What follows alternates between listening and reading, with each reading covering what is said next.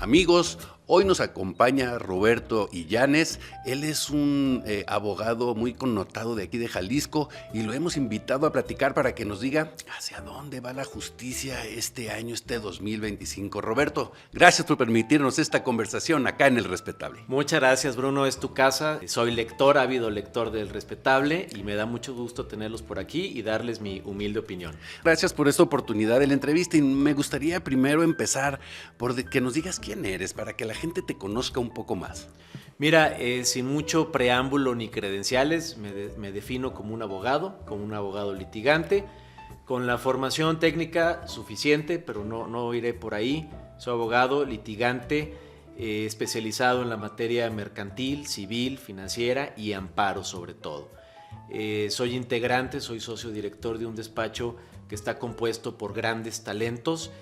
Puedo nombrarte entre ellos al licenciado Manuel Ríos, que es una institución en esta ciudad. Puedo nombrarte a la licenciada Eva Gutiérrez, puedo nombrarte al licenciado Marco Polo Martín, al licenciado Eric Baca, al licenciado Adrián Benítez, al licenciado Emanuel Uribe, al licenciado Marcos Valderrama. Espero no dejar alguno de ellos e intencionalmente los menciono porque no soy yo solo. Lo bueno que hagamos aquí o lo malo es una labor de equipo. Por eso me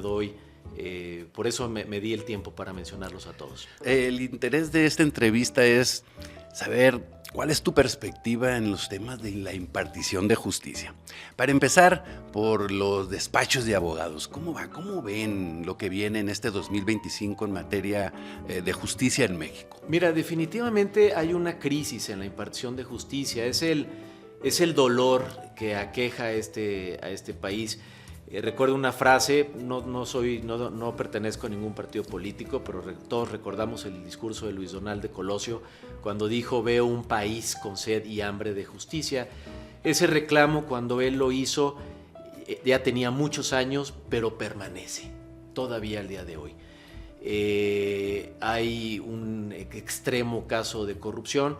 La corrupción yo la interpreto no solo como el intercambio de dinero para obtener algo indebido. Hay falta de probidad, hay falta de preparación. La falta de preparación de algunos impartidores de justicia es tan grave como la corrupción. Pero por otro lado tenemos grandes jueces, grandes magistrados, que son los que sostienen nuestro sistema.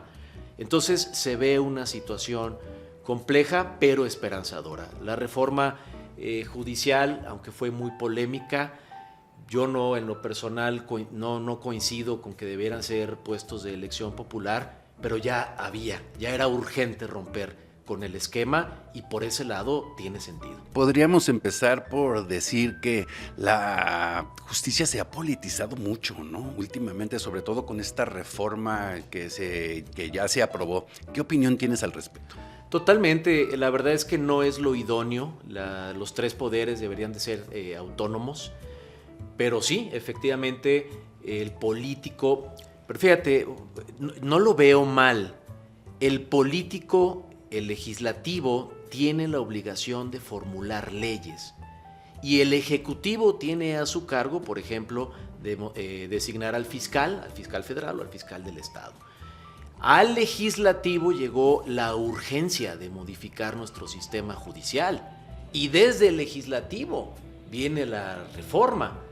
Eso implica que se ha politizado, se ha contaminado muchísimo. Ahora con los cargos de elección popular vamos a tratar de jalar a los juzgadores a un esquema electoral, que es lo que no me gusta, es lo que no gusta. Sí se ha politizado, tiene su grado de negatividad esa politización, definitivamente, pero los jueces, mira, no finjamos, siempre han obedecido a intereses, nunca han sido realmente autónomos e independientes. De ahí la labor del juez, que ha tenido que equilibrar.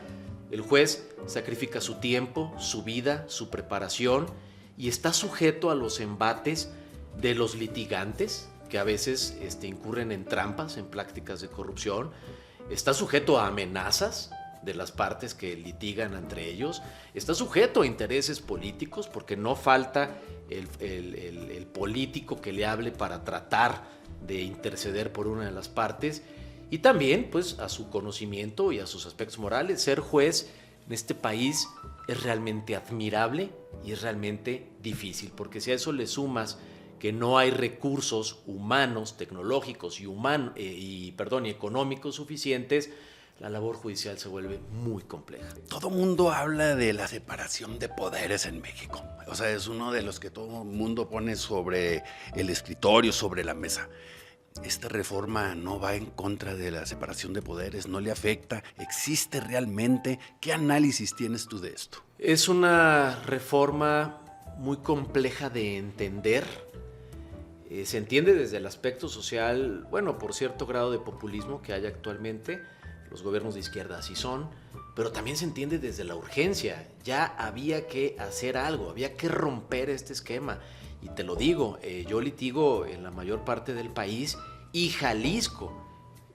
Me da mucha pena, sobre todo para quienes vayan a ver esto, pero es un hoyo negro de la justicia, donde pocos jueces están sacrificándose, dando la vida. Tenemos jueces que se jubilaron sin ser magistrados cuando tenían todas las credenciales para hacerlo, y tenemos algunos que no dan el ancho.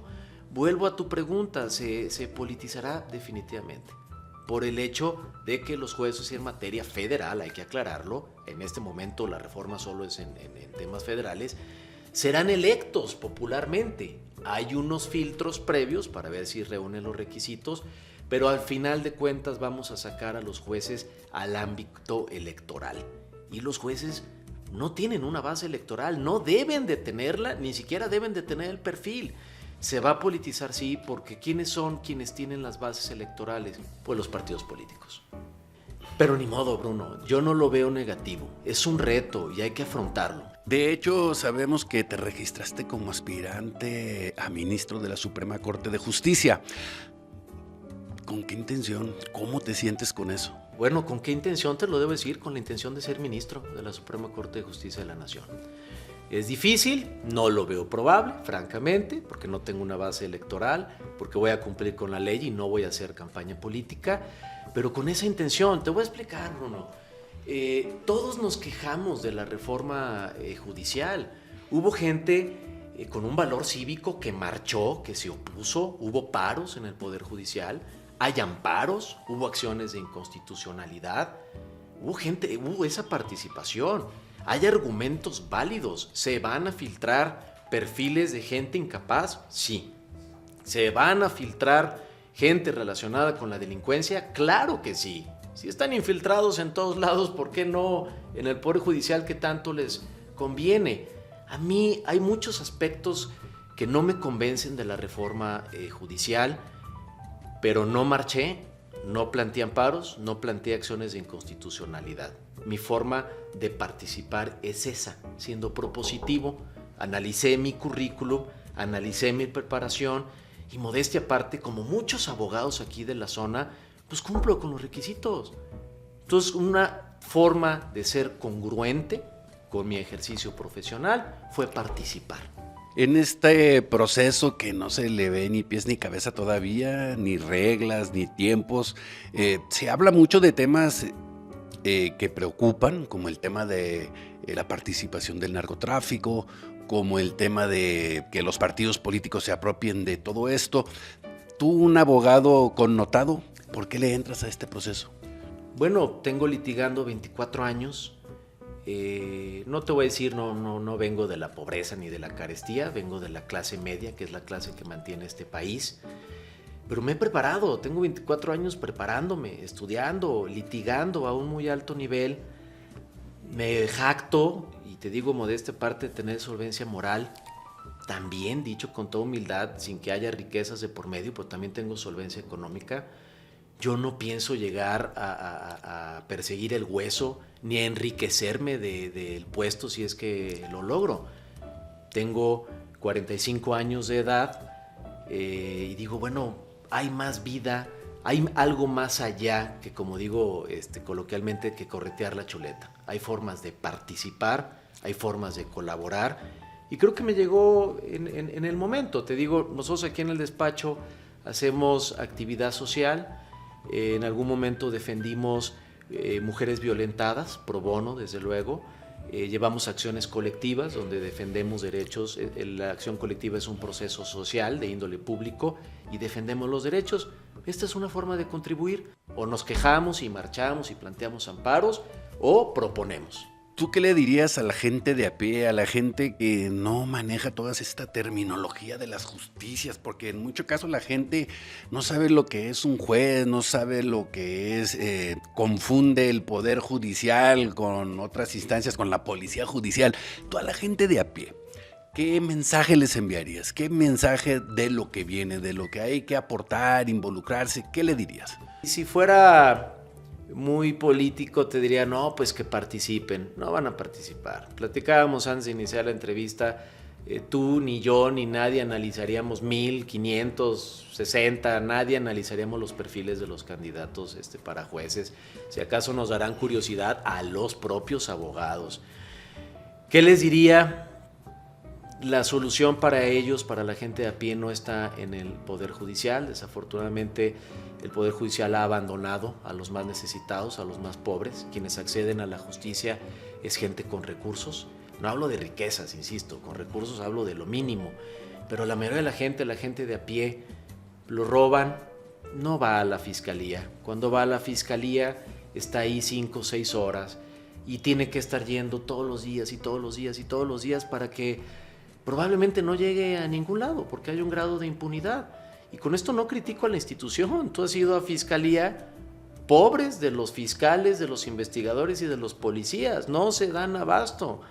Es un círculo vicioso. ¿A qué le diría al ciudadano de a pie? Bueno, pues evidentemente que vaya y vote, pero sobre todo que tenga mucho cuidado en las elecciones, ahí sí, del Ejecutivo federal y local, porque a partir del Ejecutivo es de donde emanan estas reformas. Ahí sí que voten, ahí sí que participen y que tengan mucho cuidado en lo que hacen, porque ellos son los que ponen a la cabeza del gobierno a estos factores tan importantes. Pues Roberto Illanes Olivares, muchas gracias por esta conversación acá en El Respetable. Me da mucho gusto participar con ustedes, siempre lo haré con mucho gusto. Y bueno, pues aquí estamos, participando. No hay que quedarse de brazos cruzados, no se vale la queja y el conformismo. Hay que participar, se tengan probabilidades o no de lo que sea, hay que estar ahí, hay que ser congruentes con nuestros ideales y hay que salir a participar en todo. No hablo nada más de los cargos estos judiciales o políticos,